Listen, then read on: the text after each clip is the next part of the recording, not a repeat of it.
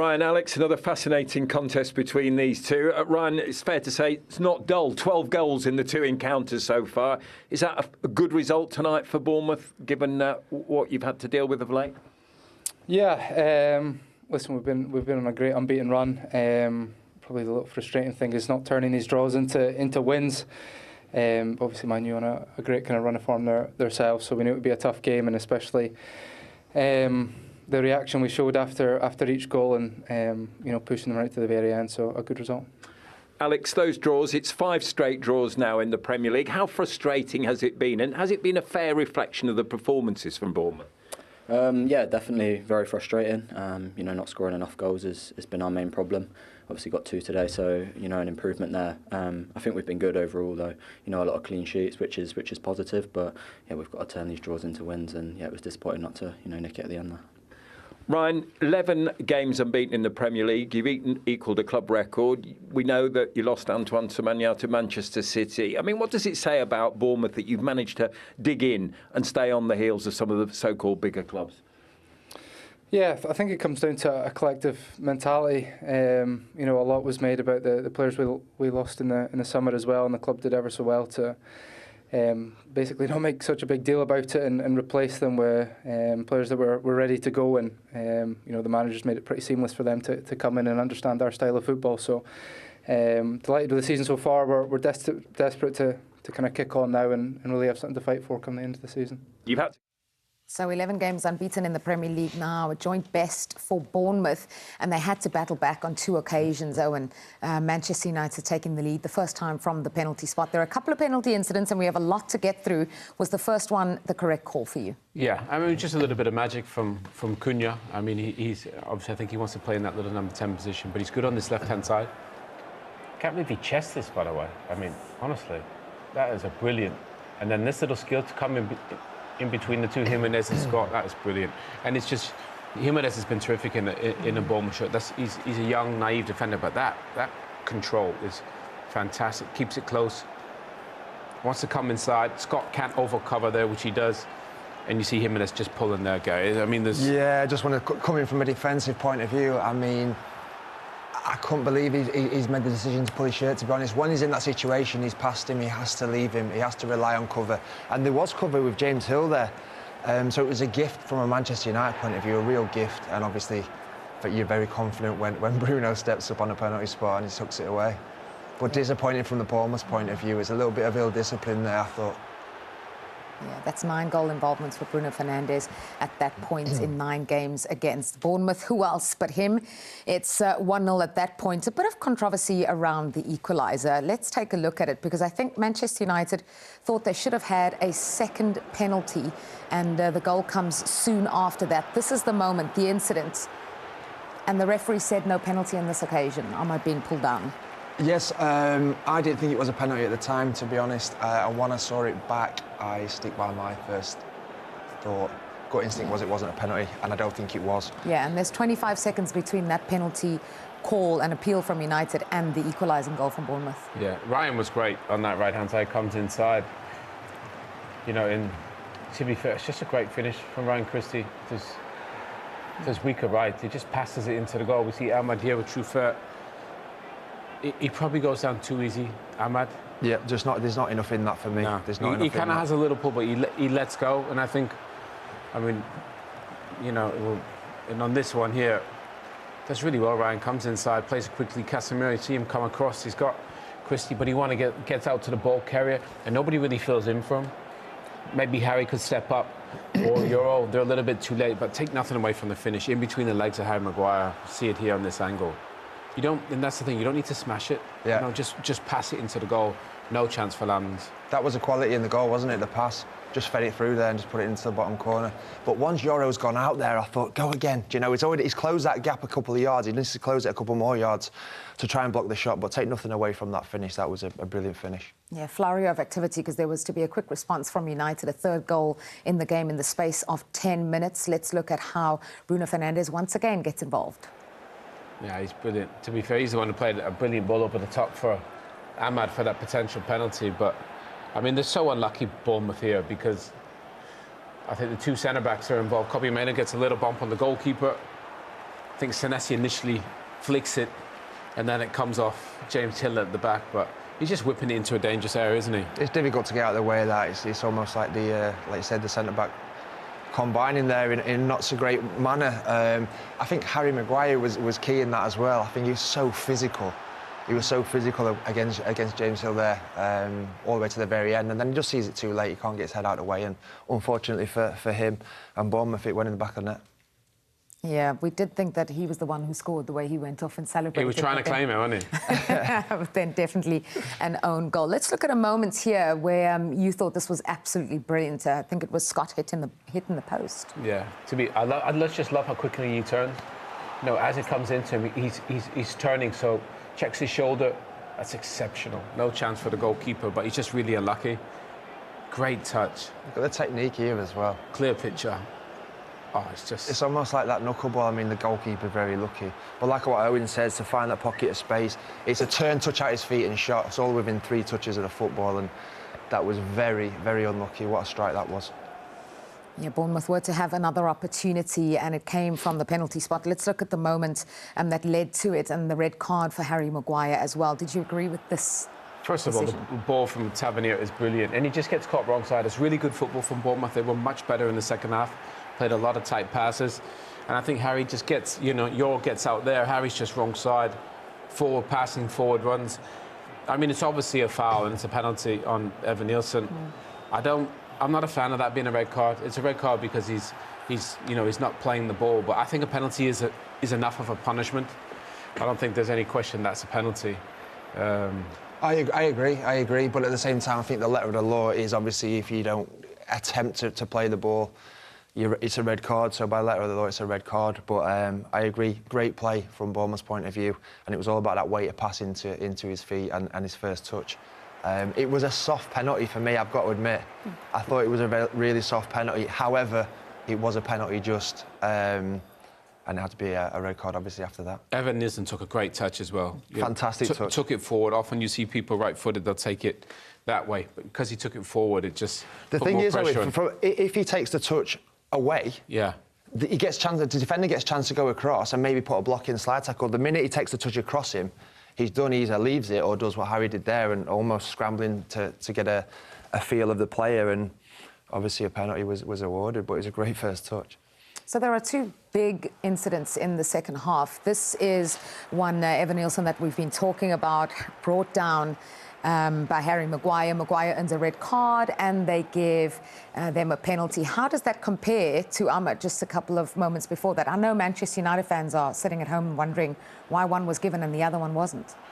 Well, let's see him. I mean, obviously, we've just seen the Harry Maguire one and the Evan Nielsen. I think, true fair, he has a little small pull, but Ahmed, I think he just goes down too heavily because there's not that much contact. So I think the difference is there's more contact from Harry Maguire and Evan Nielsen. And I don't think you need to overdo it.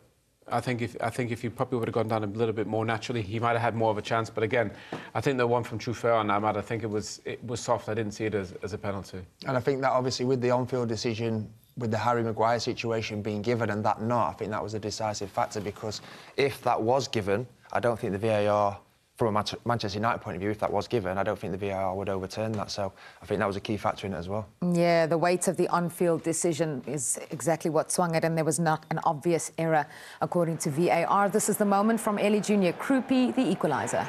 He's so lethal. Look at it. You cannot take a better penalty than this. Side netting, doesn't matter who's in there. Superman's not saving that. And to come on as well and take the responsibility, you know, he started on the bench, he's come on and to take that responsibility, full of confidence, and obviously has an eye for goal. He's brilliant. He really is.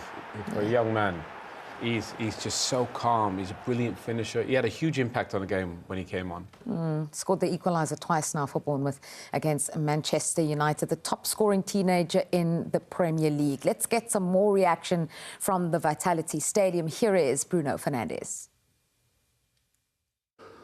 Bruno, it's another game unbeaten for Manchester United, but is there perhaps a sense of frustration that you're not going away with here with all 3 points? I'm more disappointed because I think we did enough to get that 3 points. Obviously, we end up you had to finish the game with a lot of suffering and trying to not concede a goal. The frustration also came a little bit into ourselves, because obviously we had a situation where we could have gone 3-1 up, and from that situation we end up conceding another goal. I think we could have gone 2-0 and then we end up conceding a goal, not getting a penalty, and then we get a penalty against, where more or less it's the same situation as Ahmad. One is rewarded as a penalty, the other one not. I know it's difficult for the referee to give 2 penalties in the same game for the same team, but what I don't understand is why VAR doesn't get involved in that situation, and or either way in the situation of Ari, because either one is a penalty and the other one too, or none of them is a penalty. I can understand, and we don't want to get you into trouble with the authorities, but is there a frustration that, can you see similarities between the one that's not given for you and the one that sees Harry pick up a red card and is given? Yeah, because I think Ahmad is getting to a point where he's going to shoot, and he gets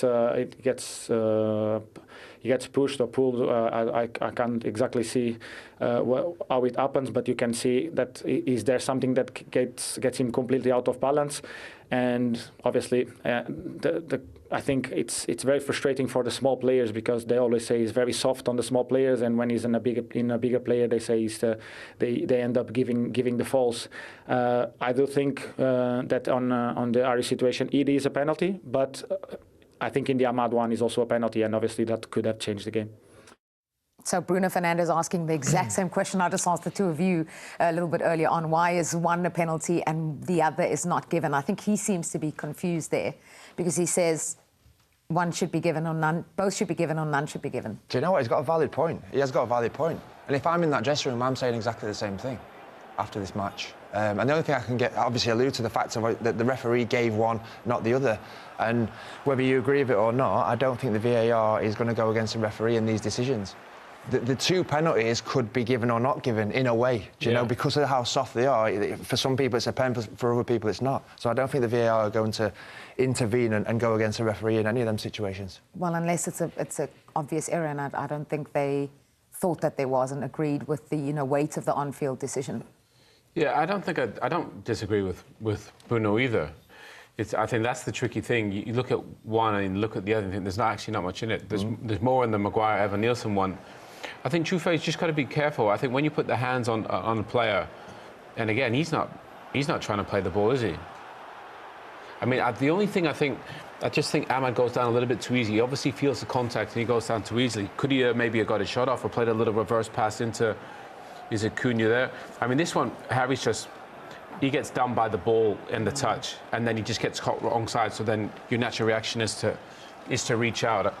Owen, do you think this one is a bigger decision to not give because of where it is in the 18-yard box? For example, Ahmad's coming inside his pure bodies. It could be blocked. It could have a shot that goes wide, for example. There you clear through one-on-one. Does that play into the referee's mind, you probably. think? I think Bruno made a really good point. I think once he's already give one, I don't think they'll give another one unless it's an absolute stonewaller. So I know they probably don't like us saying that. Yeah. But I think it does come into play. You think, I've already give one, I shouldn't really give another one. It's an away game. Yeah. The second one is obviously clearer. So I think Bruno's right, but in the end, I think they came to the right call on both. Yeah, much of a factor do you think Bruno's comments about already giving them a penalty would have been? Now, we've heard from the Manchester United captain. Let's hear from their manager. Here's Michael Carrick's post-match thoughts. Michael, very dramatic second half in particular today. There'll be some regrets probably that you haven't won the game.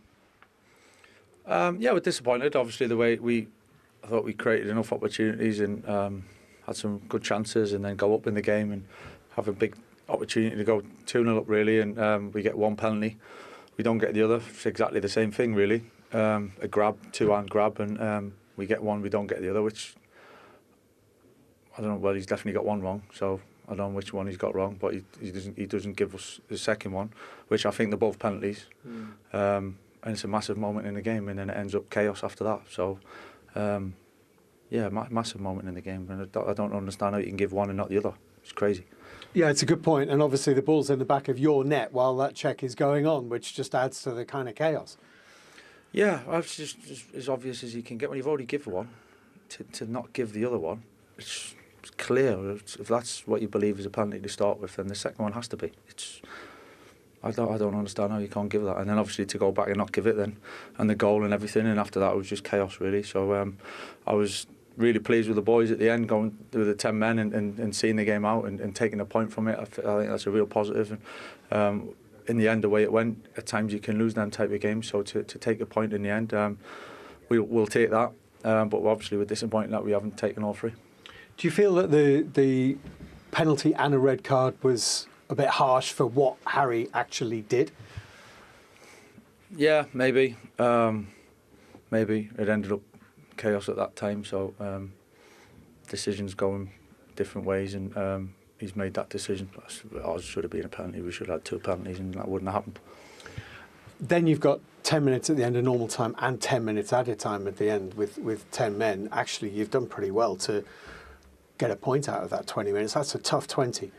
Yeah, especially in credit to Bournemouth, the way they play and really energetic and positive and run forward and pass forward and constantly test you. So to go with 10 men for so long and have to make changes, and I thought the boys coming off the bench and finishing the game did ever so well. Credit to them for that. We're delighted with the way they went about that and seeing off the last moments really, which could have been really difficult, but I thought we coped with it really well. You've now got a long time without a game. Obviously, this is the international break, but I think you go 24 days or something without playing. Is that a problem? Is that an issue, or is it an opportunity to just reset and have a bit of a break? It is what it is. It's not a problem. It's we'll deal with it, and boys are going away, and it feels a lot because of the international break. But the international break is we miss one weekend, so we'll deal with that. We've got to be ready for Leeds when it comes.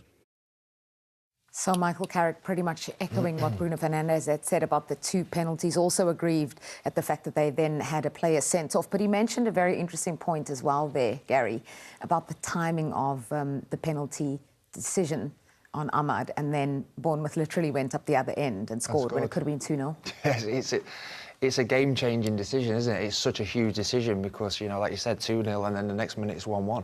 So I can feel his frustration, I really can.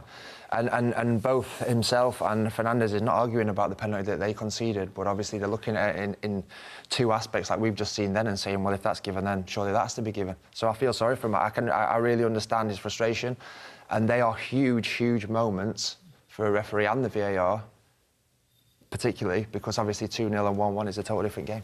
Yeah, absolutely. Manchester United dropping points for just the 3rd time under Michael Carrick. Where does that leave them in the race for Champions League? Still confident enough and comfortable enough? Yeah, I mean, obviously, I think with the win, they probably would have been certain, I think, in terms of top 5, and that gap to Chelsea would have been significant. But I think they'll obviously take the point. They preferred 3. They're in such a brilliant position. You think I think they were 5th when Ruben left. But I just think the football they played has been better.